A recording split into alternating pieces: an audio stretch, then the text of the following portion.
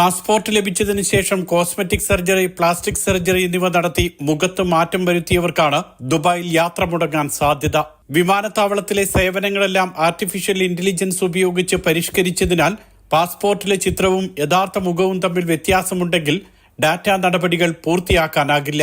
Passport ലഭിച്ച ശേഷം മൂക്ക്, കവിൾ, താടി എന്നിവയുടെ ആകൃതിയിൽ മാറ്റം വരുത്തിയിട്ടുണ്ടെങ്കിൽ പാസ്പോർട്ടിലെ ചിത്രത്തിലും ഈ മാറ്റങ്ങൾ വേണം.